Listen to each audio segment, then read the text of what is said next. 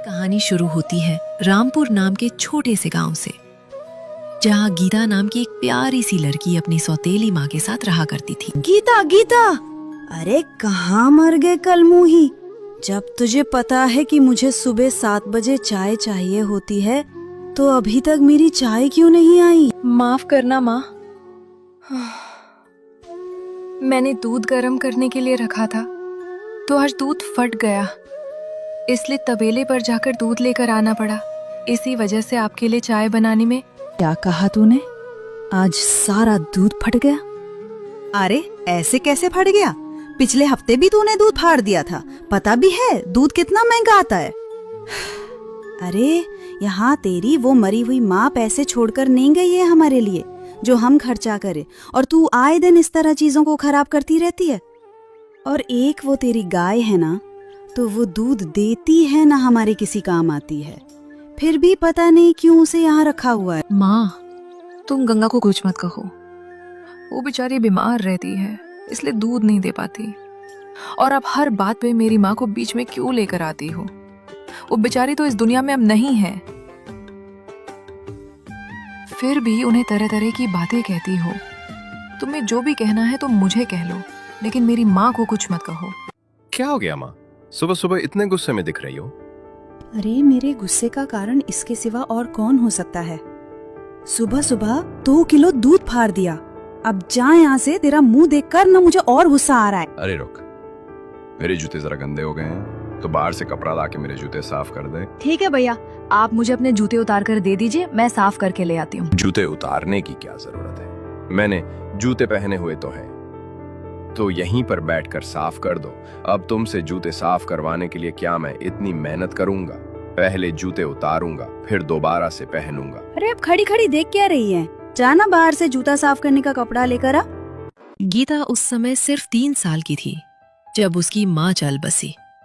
उसके पिता ने राधा नाम की एक औरत से ये समझकर दूसरी शादी की कि वो गीता को उसकी माँ की तरह ही पालन पोषण करेगी, लेकिन गीता का हाल तो राधा ने घर के नौकरों से भी बदतर कर दिया था। वो उसके साथ बहुत ही बुरी तरह पेश आते थे।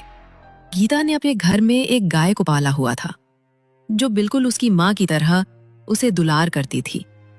जब भी गीता परेशान होती थी तो वो अपनी गाय के पास बैठकर उससे अपना दुख साझा कर लेती थी। तुझे तो पता है ना गंगा, एक तू और एक पिताजी ही है जिनकी वजह से मैं जी पाती हूँ, वरना आज तो मेरा जीने का मन भी नहीं करता। गीता की ये बातें सुनकर गंगा की भी आंखें भर आती है और वो उसे प्यार दिखने लगती है। काश भगवान ने मुझे इंसान बनाया होता तो मैं तुम्हारी माँ बनकर तुम्हें बहुत प्यार करती।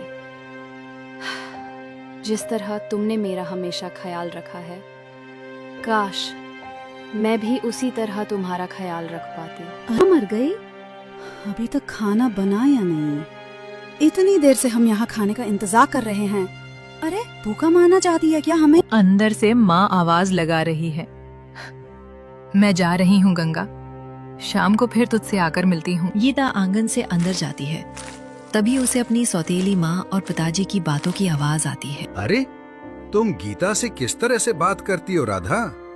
बेटी है वो हमारी, कम से कम उससे तमीज से तो बात किया करो। वो हमारी नहीं, तुम्हारी बेटी है।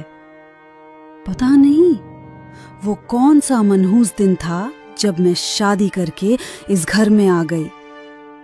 अपने बच्चों के साथ साथ इस मनहूस की भी जिम्मेदारी मुझे ही संभालनी पड़ी। अच्छा होता जो ये बचपन में ही अपनी माँ के साथ ही मर जाती। तुम्हारी हिम्मत कैसे हुई राधा मेरे बेटी के बारे में ऐसा बोलने की? अरे मन तो कर रहा है कि बाहर निकाल दूं तुझे। मेरी ही मती मारी गई थी जो मैंने तुम जैसी औरत से दूसरी शादी कर ली। अरे मती तो मेरी मारी गई थी जो तुमसे शादी की। और हाँ, तुम्हारी इतनी औकात नहीं है कि तुम मुझे इस घर से निकालो।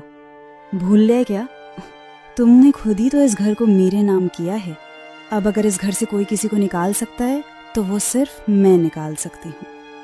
मेरे सामने ज्यादा बनो मत, वरना तुम्हें और तुम्हारी बेटी दोनों को धक्के मारकर यहाँ से निकाल दूंगी। कहीं पे सर छुपाने की जगह नहीं मिलेगी तुम्हें। गीता को उन दोनों की बातें साफ साफ सुनाई दे रही थी।